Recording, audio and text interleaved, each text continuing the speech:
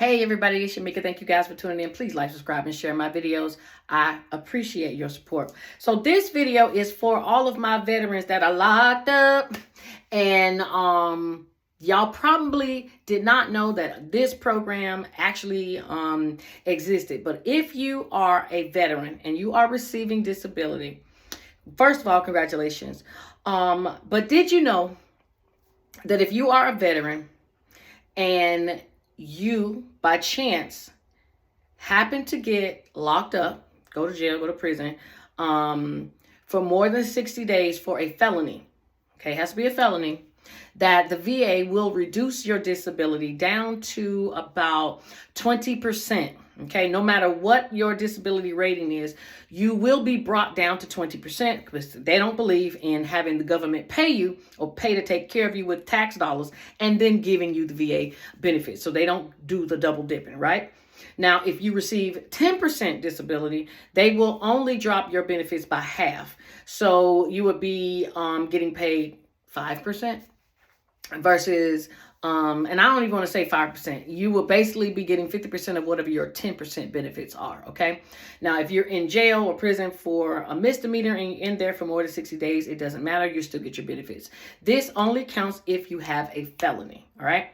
But the reason I made the video is because there is something called an apportionment, okay? I'm going to say that again. It's called an apportionment, all right? And basically what that apportionment is it is your family's right to ask that the benefits not be reduced. Now, y'all know all I talk about on here is how to get the money, how to keep the money. And so this is something that I think a lot of people don't know about. So I want you to make sure that if you know someone, let them know that they can challenge the reduction in benefits based off an apportionment. But here is what has to happen. The veteran, before they go to jail, okay, needs to have their dependents listed in their file. So I'm saying that to say, if you are a veteran and you are receiving disability benefits and you have not added your kids, you have not added your spouse, you have not added your parents, and yes, you can claim your parents as dependents, okay? If you have not done any of that and you need to, do so. Not saying you're gonna go to jail. I hope that nobody does, but in the event that you do, you need to know that you have a right to challenge the reduction in your benefits based on the fact that you have dependents that need your disability benefits to maintain their living. Now, you're locked up. You're going to get your 3 cots. You know what they call it? Your 3 hot meals in a cot, 3 hots in a cot. You're going to get that. But what about your kids? What about your wife, ex-wife? What about your parents, your mama, your daddy? They may not. So if you want to, and actually, let's put it in a larger perspective. You still want to get that money, right? You earned it. Your disabilities don't go away just because you're disabled. Or just, your benefits don't, let me take that back. Your disabilities don't go away just because you're incarcerated. Sorry. So if that doesn't change, that means to me, then I should be able to keep my entitlement. So what would I tell somebody to do? Same thing I'm telling y'all right now. Make sure you have your dependents listed so that you don't have to try to add them at the last minute because, one, they're not going to let you. It's not going to happen in time. Your benefits will be reduced, and then there's nothing that you can do. Now, you can try to challenge it later after you add them, but it will be difficult because the paperwork clearly says that the individuals have to already be in as a dependent listed on their file before they got incarcerated. Now, I'm not telling y'all to run out because y'all think y'all gonna go to jail, but you should because it's a good way to cover yourself because you never know if you're gonna go to jail.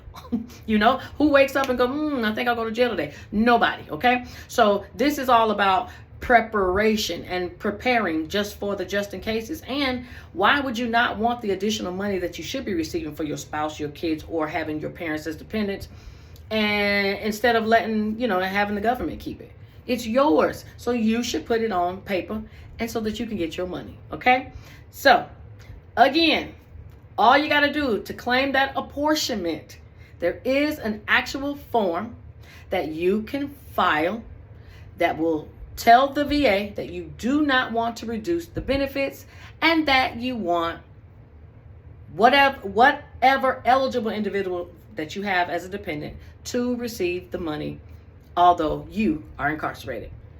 The form that you're going to use for the VA apportionment is Form 21-0788. Again, VA Form 21-0788.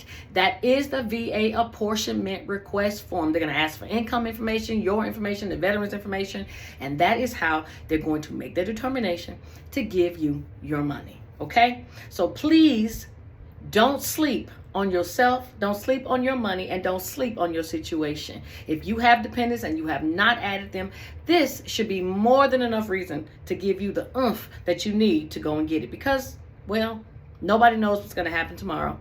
And if we can properly plan for the day, then at least we'll know we have a better chance of not failing tomorrow. See y'all later. Bye.